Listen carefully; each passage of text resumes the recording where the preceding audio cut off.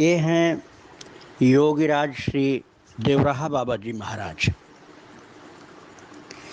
ये उत्तर प्रदेश में देवरिया ज़िले में लार रोड नाम की जगह पर रहते थे।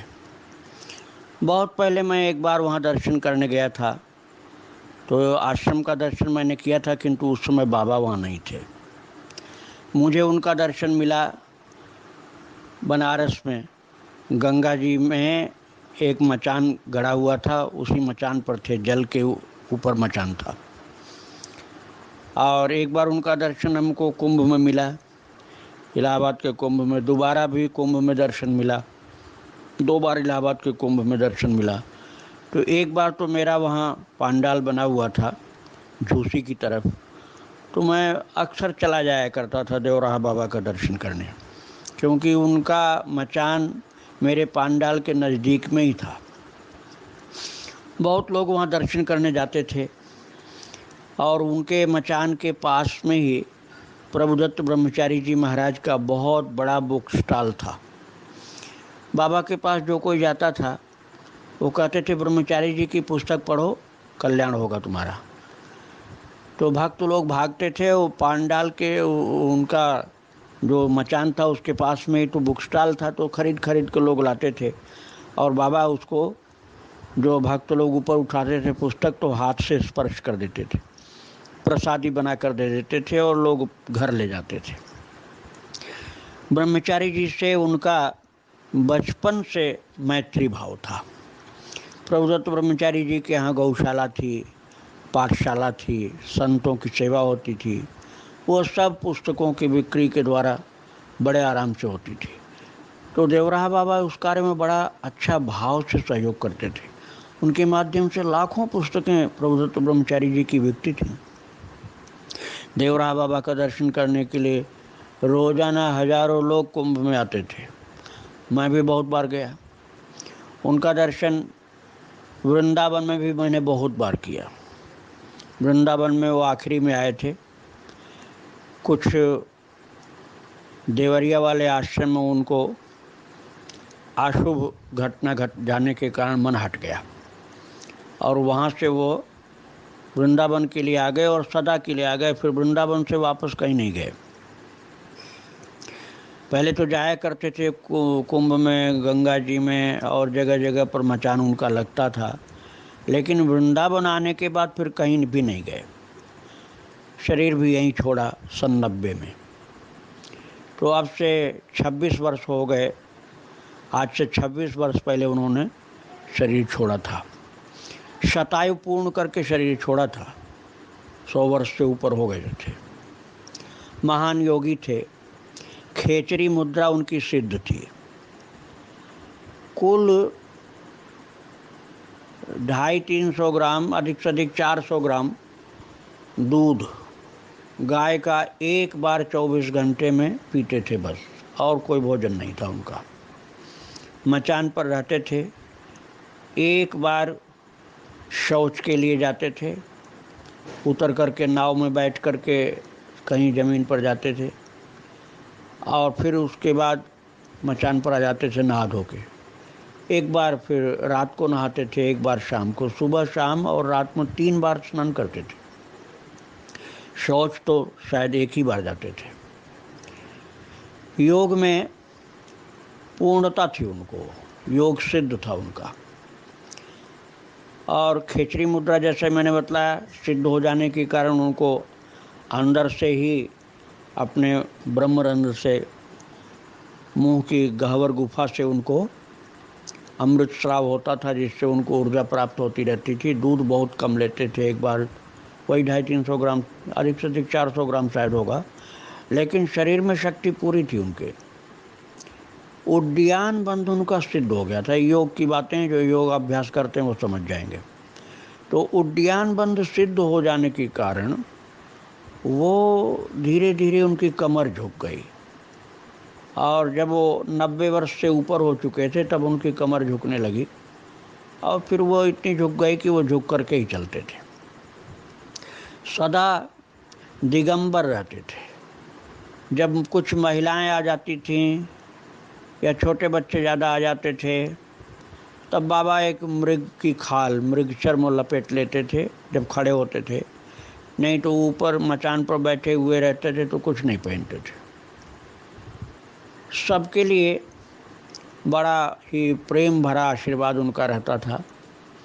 राजनेता लोग तो बहुत आते थे और सबको आशीर्वाद देते थे। किसी किसी को हाथ से या चरण से स्पर्श प्रदान करते थे, नहीं तो दूर से ही आशीर्वाद देते थे। और उनका उपदेश रात में संतों के लिए होता था। विरक्त वैष्णव संत लोग रात को आते थे तो उनको वो जो ज़्यादा चमकीले कपड़े पहन के आए हों तो उनको हंस के कहते थे, कफन लपेट के आया है क्या?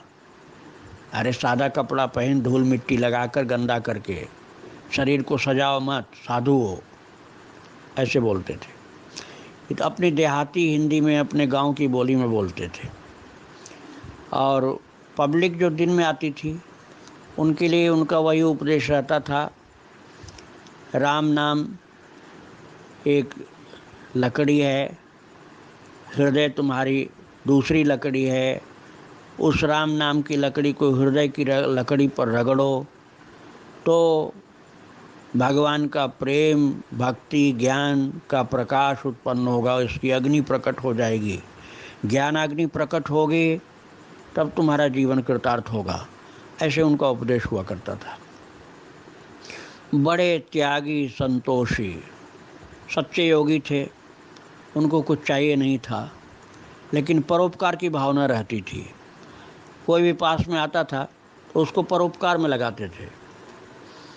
राजनेता लोग उनसे आशीर्वाद लेने के लिए आते थे। उनको योग में सिद्धि होने के कारण ये अधिकतर पता भी चल जाता था कि कौन नेता आने वाला है। कभी कभी तो वो बोल भी देते थे, ज़्यादातर तो बोलते नहीं थे। और जवाहरलाल नेहरू से लेकर के राजीव गांधी तक उनका दर्शन करने आए। जो भी दर्शन करने आए सबको शांति मिलती थी। एक बार वृंदावन धाम में राजीव गांधी आने वाले थे तो एक पेड़ बहुत मोटा था, उसकी डाल काटी जा रही थी। बाबा ने रोक दिया। बाबा बोले, इसको मत काटो, वृंदावन का वृक्ष है। तो काटने वाले लोग बोले कि महाराज हमारी नौकरी चली जाएगी, दिल्ली से आदेश आया है। बोले वो राजीव गांधी नहीं आएंगे, अभी चिंता मत करो। उस समय उनका प्रोग्राम कैंसिल हो गया। और बाद में जब आए तो वो पेड़ काटने का आर्डर नहीं दिया गया था। तो इस तरह से उन्होंने उसकी रक्षा कर दी और बता भी दिया था कि नहीं आएंगे। ऐसी उनकी लीलाएं थी। बहुत से भक्तों को अपने उपदेश के द्वारा कृतार्थ कर देते थे, उनके संकट को भी दूर कर देते थे। और उनके विषय में कुछ अब मैं बातें बताने जा रहा हूँ, जो उनके मचान वाली बात है। बात यह है कि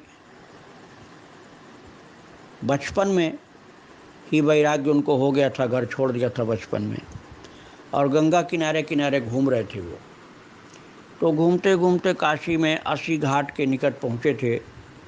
तो वहाँ अहोबलाचार्य नाम के बहुत महान सिद्ध संत प्राप्त हुए।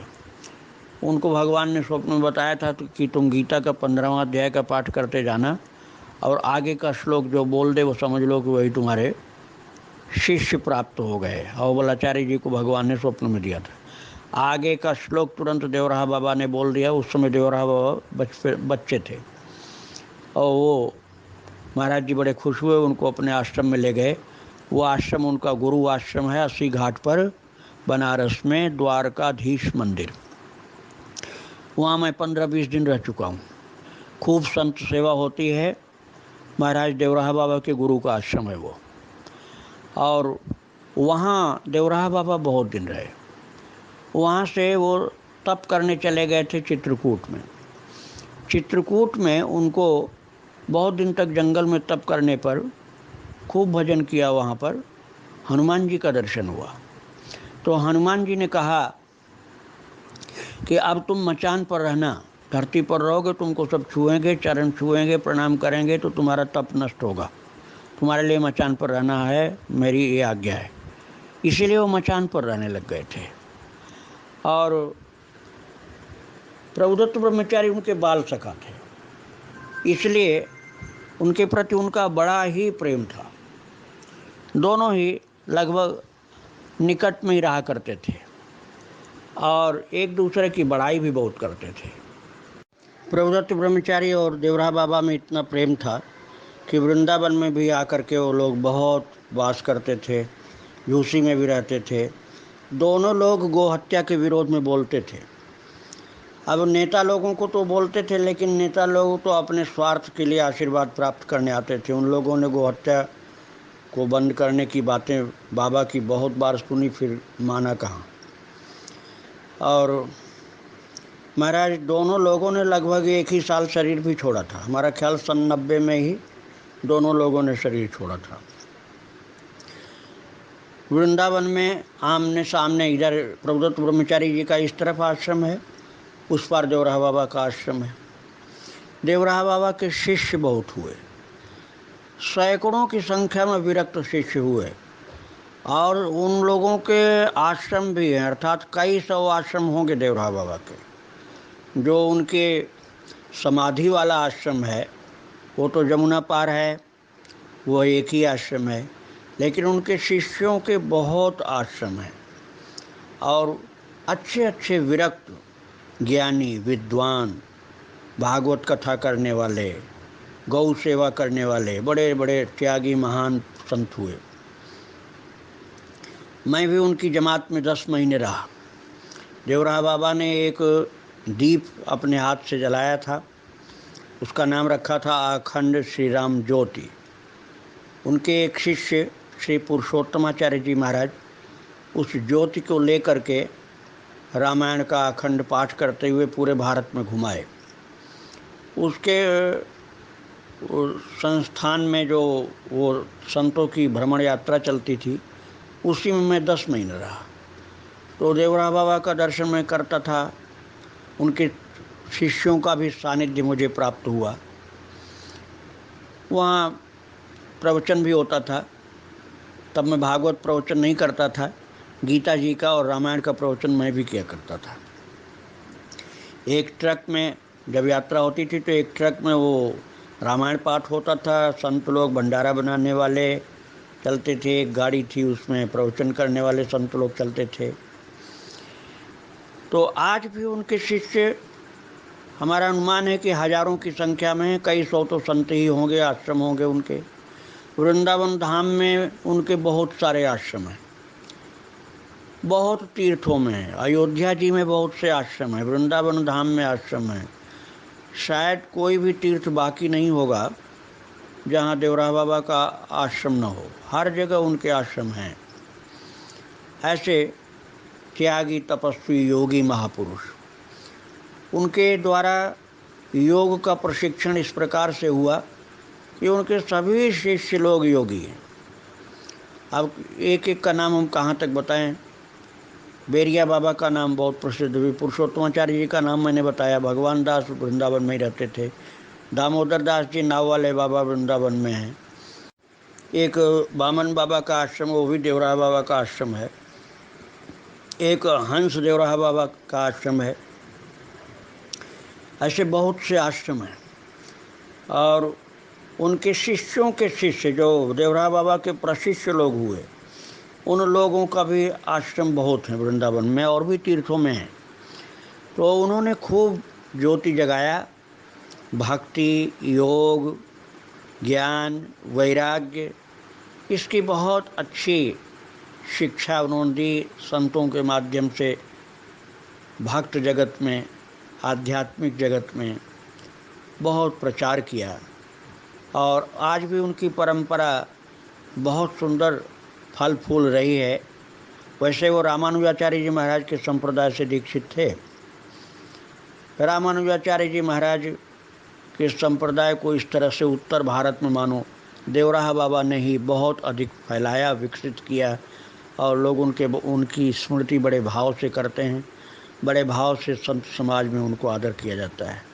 जय श्री राधे।